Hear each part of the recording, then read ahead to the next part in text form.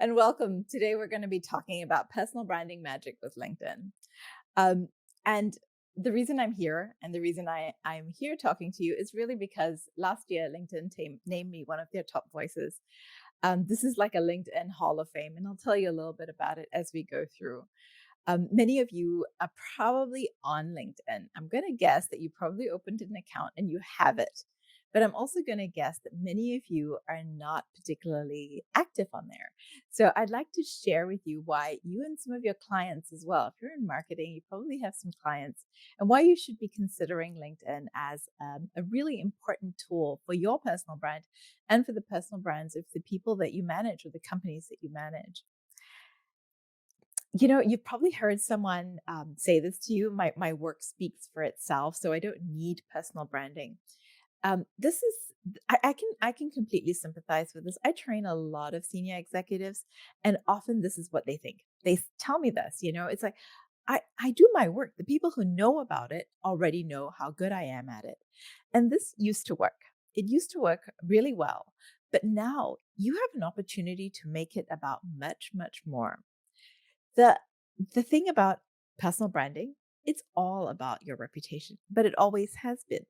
What you have today, what social media has given us the opportunity to do is to control it. It's to have a lot more say in how we're managing our reputation. There has never been a better time to be a not famous person. If you're a famous person, you've heard from amazing people about search engine optimization and how that works. There's very little control about what turns up in the world if you're famous. But if you're not, if you're like a regular person like us, then most likely you can control a lot of what appears for you. And you don't need fancy websites or anything like that. You can just use the social media tools at your disposal easily. Um, the the big the big thing that people don't get about their personal brand is that it really allows you to take take control of how you appear in the universe, to make very deliberate choices about the exact words that you want associated with you and your brand and what you stand for. It also allows you to scale. So you need to be there ready before you actually need it. And I'll talk a little bit more about that. But I always think it's really interesting that this is one of my favorite quotes of all time. And I suddenly realized this is like personal branding 101. My life is my message. And this was what Mahatma Gandhi said long time ago, long, long before social media ever became a thing. And it's true. You get to appear, you get to choose. And I'm going to show you how you can use LinkedIn to do this, to turn your life into your message and how that can really work for you. So you want to have a couple of things with your personal brand, right? You're looking for a credibility. You're looking to build a reputation that you want. And you want to have your voice heard, to really have your expertise recognized. And LinkedIn is one of the best ways to do that. You can use many tools. Honestly, did you know that on Twitter there is an account that is all about the bookshelves of Zoom?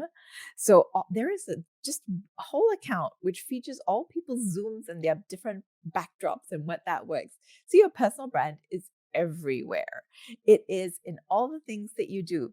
If you do it right, you'll never need to tell anyone that you're authentic ever again. It will be obvious in everything you do and in every search that comes up about you. So, why specifically LinkedIn? You've probably heard about a whole bunch of different tools during this fabulous conference of marketing, and marketers have never had it so good or so bad. There are just so many tools at your disposal today. And today I'm just going to talk about one of those tools and why you should be using this tool, because this tool is really, really very powerful. I can give you the easy answer. There are 740 million reasons to be on LinkedIn. This is the number of users that LinkedIn reported at their last, a couple of months ago when they did their big report. This is only one of the reasons. I mean, if you just wanted numbers, TikTok has so many more users. But the thing about these 740 million users, these 740 million users are usually the decision makers. They're the people with the budgets. They're the people who are deciding whether to hire you. These are the people deciding whether to award you the contract, invite you to a conference. All the movers and shakers, they are on LinkedIn, whether you see them or not. The other thing that most people don't realize about LinkedIn, it has extremely high domain authority, which means that in a search of you, one of the things that turns up right on top of anybody is most likely going to be their LinkedIn profile. There's their Twitter profile. Pinterest is doing really well as well. But I'm not paid by LinkedIn to tell you about LinkedIn. I'm just using it and using it for my clients, and I'm teaching it. And I'm seeing this over and over again. If you want to be found, whether it's for a job, whether it's for a conference, whether it's for a promotion, whether you're looking for sales leads, one of the first things that will turn up when someone looks for you is your LinkedIn profile. The other thing that turns up a lot for LinkedIn, it's a very high trust environment. Unlike Instagram or Facebook, where you know there are a lot of robots, you know there are a lot of scam accounts. LinkedIn really has relatively few bots and relatively few fake accounts. Because of the many steps involved in setting up your LinkedIn profile, most of the profiles on LinkedIn are genuine accounts, and LinkedIn does a really good job of weeding out the ones that are not. And the final reason you should really think about LinkedIn is because it's one of the few places that you still can see organic growth. Anyone who knows anything about social media knows that on Facebook and on Instagram, you really are paying to play. And it can be super effective. Ad targeting on both those platforms is amazing. But I only know a couple of places where you can still get organic growth. LinkedIn is one of them. Twitter is another place that you can still get organic growth. TikTok, you can absolutely still get organic growth on TikTok. And the last place is the unfavored child of social media, but you still can get really good organic growth, and that's on Pinterest. So, having said that, you know you're going to be found. So, I want to talk to you about your shop window. And this is where people get it wrong from the get go. You need to make sure you're taking care of the way your name appears, the way your bio appears, and your photo. These three things turn up in every single search for you. So if you haven't updated it in a long time and you used to be, I don't know, a barista at Starbucks and that's what it still says, it's still there. Every time someone searches for you, that's what comes up. You could be the director of sales today, but if you didn't update it on your LinkedIn profile, no one is seeing it. So these three things turn up on every single search for you. So pay some attention to your photo, pay some attention to your name. Some people use different formats of their names. Don't do that. And I highly recommend that you have a photo that you use across all social media and that you have the same name across all social media as well. And even if you're not going to use it, make sure you claim your name because this is your online reputation. So make sure all of it that you can is yours. The big thing that I see so many people get wrong is first, they're not checking the visibility of their profile. So you go there and you see gray where their face should appear. Now, don't do that. Go to your account settings and make sure that your pictures are appearing to people. People will connect with you if they can see your face. And your picture really should be a proper picture. It shouldn't be a selfie. It shouldn't be a group shot that you've been cut out of. You shouldn't be part of anything else except looking straight into the camera. And for most people, it fits your brand to smile. Some people have a broody brand, and I totally get that. If that's your brand, go for it. But if it's not, most people benefit from a really big smile right into the camera and really like how I'm framed right now. So you can see the top of my head to the butt, to my shoulders. And that is more or less the framing that you're looking for. You don't want to be too far back or too far forward. You want people to be able to see you. People buy and they hire people they know, like, and trust. So you want to make sure you're one of them. So here are some basic rules, and make sure you have some Someone take it for you. A selfie rarely turns out well on profile photos. And as I said before, use it across all your platforms so people can find you. I have a unique name. My name is Lavinia Thanapathy. There are very few of us in the world. And so it's easy to find me. But if you had a more common name, if your name appears more regularly, then do try to make sure that at least you find some other way to personalize yourself. So here are some tools that I use that you might want to try. If you've noticed, many people are using these cool backgrounds and all kinds of things. You don't actually have to find a location to take those photos. You can use either pixel cut or background eraser, and it will help you create any kind of background that you want. These are two super tools. You can use the free version, and it will help you create a fabulous profile photo that will help you pop. So this is another tool that I use and that a lot of people in the industry use. I don't know if you've ever tried it, but it's called photofeeler.com. And Photofeeler will take your photos. So you can, maybe you want to try a photo that's like this, a colored photo, and then you want to try a black and white photo because you think maybe my brand suits that kind of image. So you could run those photos through photofeeler.com and choose that. So you can run this through for your dating profile too. It allows you to check as a business profile, as a social profile, and a dating profile. So you pick how you want it to appear. But my recommendation is go with the business profile and check it out how it ranks. So this is the photo I use, and I chose it because it does really do very well for me. It's what I look like when my hair is down. I don't look like that when I present, simply because it's easier for me to have it off my face. But this is what I look like with my hair down. And as you can see, it rates on three criteria: competent, likable, and influential. And it's on a scale of 1 to 10. Anything over an 8 is a win. So test your photos, see what happens. Your friends are not usually the best people to tell you how your photos look because they just know you too well. So try it out, see how it goes. So the next part that you want to focus on is your headline. And the headline gives people so many headaches, and they really shouldn't, but it does appear on everything. I do recommend that one part of your headline is at least your job, your current job title. So it's clear to people who you are and where you fit in an organization or in the bigger macroeconomic context. Where are you? Where do you fit? What industry you're in? But you also want a little bit of wow. So if there's something that you've done, so mine starts with LinkedIn Top Voice because there are only a couple of hundred of us in the world. So it's my wow, and it sets me apart from most people. So you want to, if you have something like that, if you're a Forbes 30 under 30, whatever it is, make sure you get that in there because that's the wow, the memorable bit.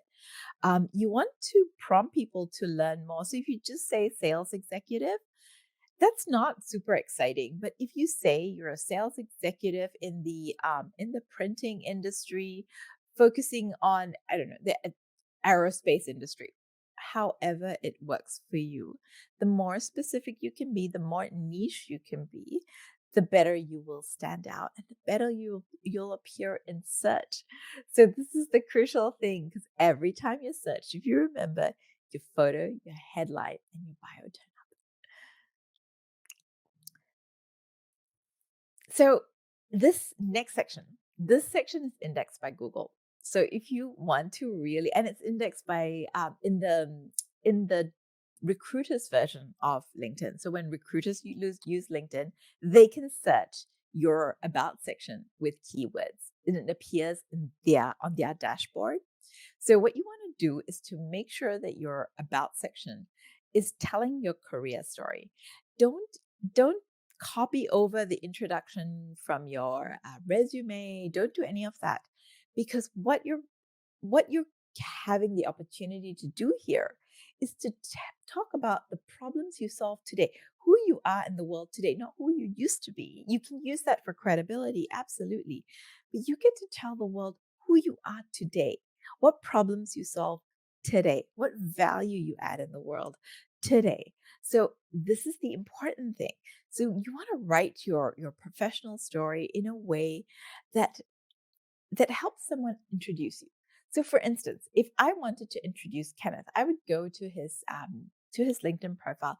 I'd read what I can and I say, ah, I know Bill Gates. I think Bill Gates needs to meet Kenneth. So if I'm going to introduce Kenneth to Bill Gates in the event that I knew him, I would use his LinkedIn story to introduce him. If it's too long-winded, if it starts with childhood, if it starts with your education, if it starts with it, then I'd really have to hunt to introduce you. So make it one good way to think about it is there enough in there, just enough in there that someone could introduce me. Someone could get a really good feel for who I am and what I do in the world. And that's what you want to do. So here are some tips in the slide. You're welcome to take a screenshot or have a look at the video afterwards. I won't read it out.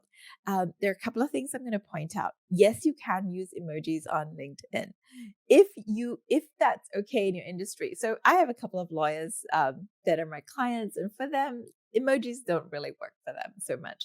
So for most of the lawyers in my network, they wouldn't emoji. But I have a whole bunch of entrepreneurs in my network, and for them, emojis work great. Leave lots of white space, write it in the first person, and look for keywords. Look for keywords that you want to be found with. One great website to find out what keywords are important in your industry is to check answerthepublic.com. Answerthepublic.com is an excellent resource. If you just type in whatever, so if I was to type in LinkedIn, it will give me all the queries that are currently being asked around the world about LinkedIn. So I know what are the pain points for people so that I can address them. That's why I talk about the photo, headline, and about section, because I know from my research that those are the three things that people really struggle with on when they set up their LinkedIn profile. So answerthepublic.com is a great resource for finding out what keywords you can use. You can also, of course, use Google AdWord Planner and whatever other tool you're using already to find keywords, but do make sure that you stuff it with keywords.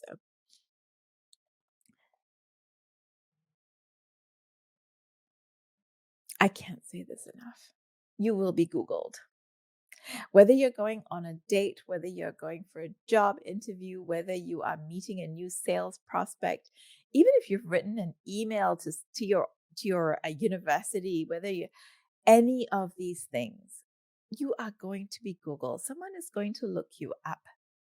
So you want to make sure your LinkedIn profile is showcasing the best parts of you. And you want to make sure it's set to public so that the public can view it.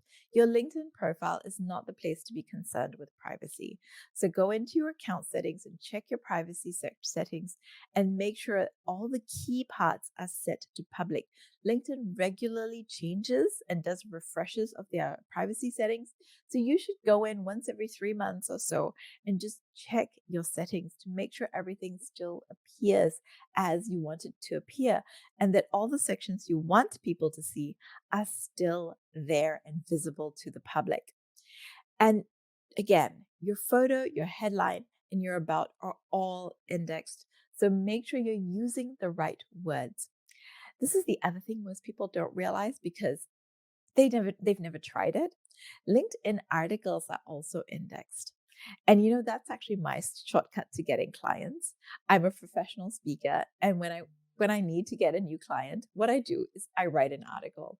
My article will not trend as well. Its engagement will not be anywhere near as good as my posts or my polls, but the people who matter, the people who care about your topic, the people who care, they will read your article. Make it good. Make sure it's not too long. Make sure it's detailed enough and it gives enough value. And the best part about it, your article gets indexed, which means you can be searched about that topic. I wrote one article about imposter syndrome like 2 years ago. Since then, I have had so many speaking engagements around imposter syndrome. And it's something that absolutely I know a lot about, but I never realized how amazing it would be to keep getting me found with that topic. So if you want to be known for something, and if you're on part of the reason you're on LinkedIn is thought leadership, then think about writing at least an article or two and pinning it to your featured section and make sure that you're using all the right words in there. So these are the three mistakes The three boo-boos I see people make all the time on LinkedIn. I see it a lot. And let me explain what they all mean. So if you are someone who is engaging on LinkedIn and that you're writing content or sharing content, I'm going to guess you're doing this. You're posting and ghosting. This means you put up a post and then you disappear off LinkedIn and you go back to your normal life and you do all your things and you come back and you have a look and then you tell me, then they will talk, people tell me, LinkedIn doesn't work. I only had 5 likes. Well, you didn't take care of your post. So you posted and you ghosted. You did nothing with your post after you just hit post. And I'm going to tell you what you can do with it in a minute. The second is post and pray. These are people waiting, just putting it out there. I don't know what it's for. It's just out there. Is it my topic? I just found it interesting. I thought this article about the aviation industry, super interesting. Let me put it out there. Even though I do nothing with aviation, I'm not looking for an aviation client. I just put it out there. Let's just see what happens. This also not such a great plan. And the third is waiting to be inspired before you post. Again, not a good plan. Really, not a good plan. And let me tell you what, and I see this all the time. People who are really good at marketing, people who are doing, the bomb out there, they're really not doing as well on LinkedIn because they're doing one of these things. So let me tell you what you should be doing instead.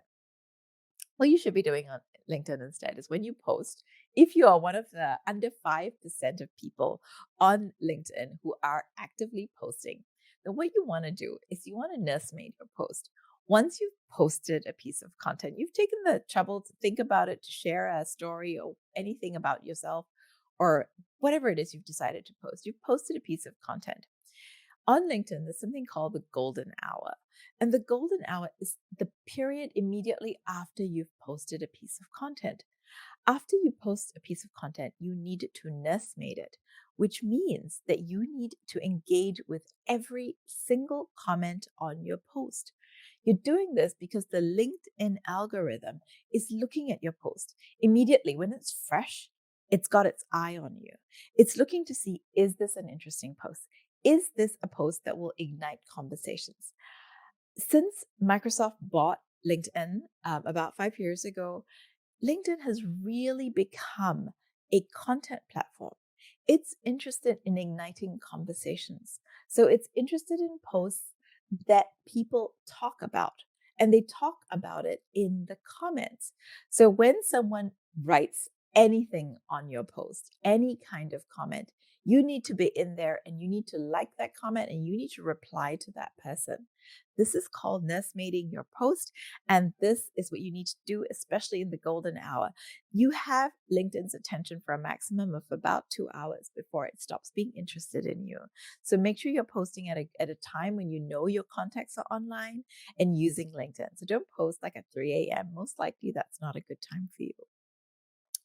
The second thing you should be doing is being intentional and planning your content. So if you know something is coming up, make sure you plan some content around it and be very intentional about why you're doing it. If you are building a business around retail, make sure you're starting to engage with people and influencers in that space and with potential clients well before you actually post. So have a plan. Think about what you intend to do. The other thing is you don't have to post on LinkedIn every day. I am not a trainer who tells you have to post on LinkedIn every day. But what I'm going to tell you is what everyone will tell you about social media. It rewards the people who are consistent. LinkedIn doesn't really demand so much of your time. It's really a very relaxed mistress in that sense. It doesn't need you to be there all the time on LinkedIn. It just needs you to be consistent. If consistent looks like once a week for you, super. Twice a week, fine. Once a fortnight, also fine. What you want to do is to train the algorithm and your followers to know when to expect to hear from you. I don't post that often myself. I only post twice a week and once a month I write an article. It's not that often and you really don't have to. Of course, if you want to grow your engagement, it helps. If you post once every 24 hours, that is brilliant. That is a great way to rev up your LinkedIn. But if you're in if you're in a maintenance phase, you're not revving up your LinkedIn, then it's okay not to post so regularly, but be consistent, whatever you do. So what kinds of posts People always ask me, what kinds of posts? What kinds of posts? What do I post? What do I post? What do you post? What you post is anything that entertains, educates, or inspires. There are no hard and fast rules, but this is a really good outline.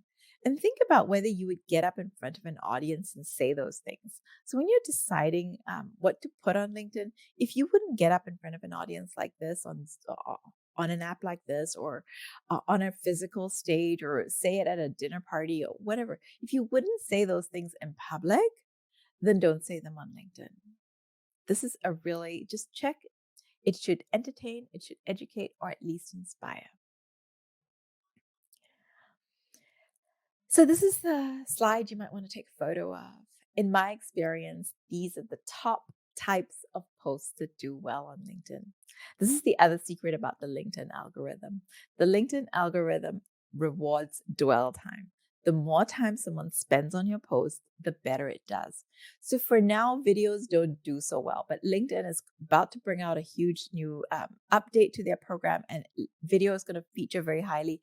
But for today, video doesn't do so hot on LinkedIn because someone needs to be watching your video for at least 3 seconds before it logs as a piece of engagement. Also, a lot of people post videos without text commentary. So they don't put enough text to give people an idea of what the video is. Also, a lot of people on LinkedIn watch video without sound, and you actually have to click the sound on. So you need to make sure your video is captioned if you hope to have any kind of audience on LinkedIn. So the best trending post, and you've probably seen it yourself, are polls. So ask questions, but ask thoughtful questions. People are really fed up of silly questions. So ask good questions, and polls can do really well for you. Carousels are when you see a series of documents, you upload it as a PDF or as a slideshow, and you can turn anything into, and you can have up to 10 pages. These also do really well because LinkedIn rewards dwell time.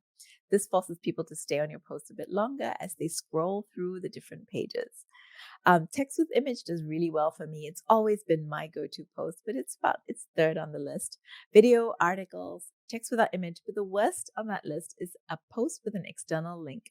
LinkedIn does not want you to go off its platform. It doesn't want you to take people off its platform. So even when I had, so about a month ago, I published an op-ed in a newspaper. And even for that, I did not link directly to the newspaper online. What I did was I took a screenshot of the headline, I put it in with a post on LinkedIn, and I put the link into the comments. What I do later on is about, 6 hours, at least after my post has had some time to breathe, I go back in and edit my post and add the link. Don't edit your post within the first few hours of it being up there because it messes up the algorithm. It starts afresh, and you don't want it to do that. So let the post breathe for a moment, and then you can always go back in and add the link just for completeness, so you have it there, because it will push down your comment with the links at some point. So I hope that was all useful for you. So this is my latest post. This is a campaign that I'm part of. I'm the founding chair of Inspiring Girls Singapore, and we were running a campaign. We are running a campaign till the 11th of October. Please, all the women in the audience, please join us. We're running a campaign called This Little Girl Is Me. And this is going absolutely viral on LinkedIn, on Instagram, and on many different social media platforms. So please join us. As you can see, this post, when I took the screenshot, was at 77,000 views, and with just about 1,500 likes and 184 comments. So this is just a post with a picture. So text with image can still do fantastically well. I do encourage all the women in the audience, please connect with me. I'm easy to find on LinkedIn. Connect with me, have a look at my posts, and then you can just make a similar post like this. Our goal is to cover social media with inspiring stories of women as role models for our daughters.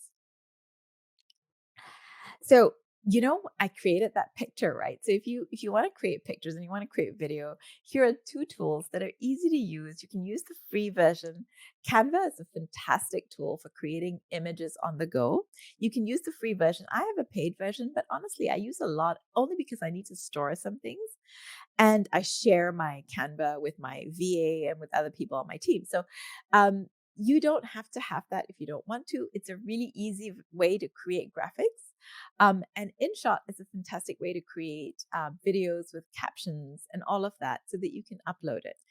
Upload anything, any image as native or video as native on LinkedIn if you really want it to trend. Don't take it off the platform. And the third thing that LinkedIn is super powerful for is networking. I myself have to move around the world a lot. I'm married to a career diplomat and we move around the world a lot. And at the beginning, I used LinkedIn pretty much like everyone did. I put up my CV and just hoped for the best, right? I didn't know much more about the platform, but I joined like nearly 15 years ago when it really was a depository for CVs. It's just completely changed now. But at that time, what I really valued was because I was moving around the world a lot, I could take my network with me. As more and more people came onto LinkedIn, it became more and more valuable to me. I could stay in touch with people from every place that I'd been. And so if you have any kind of internationalness in your life, you want to make sure that you're taking those networks with you. If you're changing companies, you can take your network with you. It is so unbelievably important. It is like your Rolodeck on steroids. If those of you who remember having a card deck, this is like on steroids. So you really want to be making sure when you meet people that you invite them to connect with you on LinkedIn. When you come to a conference like this, you connect with the speakers, the organizers, other participants, as many as you can, especially if they're in your industry. This is how you train the LinkedIn algorithm. If you're connected to the people that you want to be connected with, then you'll start to see more posts that are relevant for you. Then the other magic of networking is in the comments. Most people actually don't even need to be posting on LinkedIn. Most people can do fabulously well on LinkedIn by just commenting. So you want to make sure that you're engaging with other people's content. Most people don't care about your content. Most people don't even care about my content. What they care about is their own content. So if you want to appear what you want to do is to appear interested in them, and you want to be interested in them so that they take notice of you. So make sure you're commenting on the posts of people that you want to be engaged with. And the third thing is absolutely the connections that you make, and you make connections in the DMs. So when someone likes your post and they're a second degree connection and you see that they're someone interesting for you, go into the DMs, personalize an invite, tell them, thank you for commenting on my post. I see we have some people in common. I see you're in this industry and I'd love to connect with you if you're open to it. And that's how you start real conversations on LinkedIn. So these are the secrets to success. It's content. It's being clear, it's being consistent, it's commenting, and it's collaborating. I don't think I explained enough about collaborating, so I'm going to take a moment to do this. Remember when I just said a moment ago that no one really cares about your content, nobody really cares about my content, they care about their own content? So one great way to increase engagement and grow yourself on LinkedIn is to do collaborations with other people. So, for instance, if you're in an industry with someone else, you might do a LinkedIn live with them, and that allows you to reach their audience and they're allowed to reach your audience. This means you both grow on the platform. And also if you want to tag someone in, so create a post about someone else. So this is a tool that people really should be using so much more of. It doesn't don't be creepy about it. I mean, make sure it's someone you know. So you could use the a LinkedIn post to shine a spotlight on someone that you know that's in your team, to shine a spotlight on a speaker you recently heard, to shine a spotlight on a author you've recently read. And if you tag someone, make sure you tell them you're going to tag them, because the LinkedIn algorithm will penalize you if you just spam tag. If you spam tag and that person doesn't interact with your post within a few hours, LinkedIn will mark you down. You are now spam tagging. So don't do that. Make sure you've told people that you're going to tag them. And then when the post comes up, they can engage with your post straight away. So this is all of this to say that LinkedIn is how we used to have events, like social events, to meet people, to engage with people online. Now you do it all online. We used to engage with people in person, and now you do it online. It's a chance for what's called social leadership. And social leadership allows you to be authentic. You will never have to tell people you're authentic again because they will see it in the way you appear, in the way your profile appears, in the way your content appears online. And you get to be the person that you want to be. LinkedIn means you don't have to show off. If you are good at using your LinkedIn, you'll never need to show off ever again. You will be showcasing the things that you are good at. So if you've ever noticed, people are all happy on Facebook. They are all beautiful on Instagram. They are all creative on TikTok. And they're all successful on LinkedIn. And you can be one of those people who is successful on LinkedIn too. So I hope this was useful to all of you. Back to you, Kenneth, for if there are any questions from the audience. So I have a question here from Yishin from Taiwan. What what kind of content should we create to get more engagement? I know probably when you compare it to any other social channel, it's really hard to measure with LinkedIn. Um, well, actually, you do get some numbers. You get quite a number. You get good numbers on LinkedIn. So, what kind of posts? So, I'm going to share my. So, if you remember, I had a slide. Just 1 minute here. Let me pull up the slide. These are the kinds of posts that you should be putting up. Yeah, and you need to be asking yourself the three questions that I asked before. It's, is your post entertaining? Is your post educating? Or is your post inspiring? Any kind of post can do well. You need to know your audience. And I usually see it as three big buckets of content. And I wrote a piece about this on LinkedIn. If you come onto my profile on LinkedIn, you will see an article called How to Create Content on LinkedIn. And let me just quickly summarize my three bucket strategy here for you. So I have three buckets of content that I draw from all the time. The first bucket is my expertise. This is called the expert bucket. And this is all around change. My expertise is around change. It is what my TEDx is about. All kinds of things around change sits in my expert bucket. My second bucket is called what I get paid to do. So this is content around, for some people this overlaps, but for me it's very distinct. And you'll find that it's distinct too. So this is my what I get paid to do bucket, the second bucket. And in this bucket, I have all this around personal branding. I wrote a book about public speaking, so public speaking in this bucket. My LinkedIn top voice, so I train on LinkedIn. This is in the paid to do bucket. It's not that I'm not an expert in this bucket too, but this is the bucket from which I pitch. So this is usually your product bucket. This is the bucket from which you sell or you pitch. I rarely use this bucket. I often use the first bucket. I do use the second bucket from time to time, but I don't rely on it solely. But my magic bucket is the third one. My third one is called my bigger than you bucket. And it can be anything that you believe in. Personal brands today need to have a conscience, and this has been a trend for some time. And this is where you get to use it.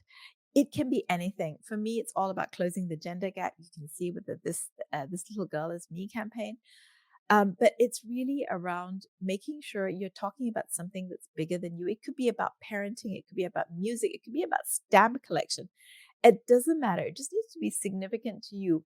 It adds a dimension of interest to you. It could be, honestly, it could be basketball. It doesn't matter. It just needs to be something bigger than you. And however you define that for yourself, make sure you're drawing some content from that bucket because you'll find that when you're exhausted from buckets expert and buckets paid for, you'll be able to find some amazing content in the final bucket. And it's usually community type content that puts you as part of a group. And it's really very magical. I hope that was useful for you. Do we No, have more questions, Kenneth? yes. Shrikant from Mumbai asks, how do we go about getting access to LinkedIn Live and what is the value? So LinkedIn Live is something you have to apply for. So if you Google how to apply for LinkedIn Live, you'll see it's an application process. LinkedIn Live does not come to everybody. But now it's being approved a little bit more quickly. The value is that you get to, you know how well lives are doing, and lives do just as well on LinkedIn as they do everywhere else. It's a wonderful way to create video content, and it's a wonderful way to reach people. You do need to do it regularly. You need to see it as a TV show a little bit and do it regularly. Have some guests. Make sure you're inviting people with followings that you want to see your content. One little shortcut, and this is a little bit of a secret, to getting LinkedIn Live is to use the messaging function on LinkedIn. Af- Before you apply for your LinkedIn Live, just go into the messaging section of LinkedIn, into your InMail, and use the video function. There's a video function on LinkedIn. You can have a video call in your message. Do it with like your best friend or someone that you know really well. Just trigger it one time. All my clients who've triggered the video content on their LinkedIn Messenger have gotten live within 24 hours. So I hope that helps you.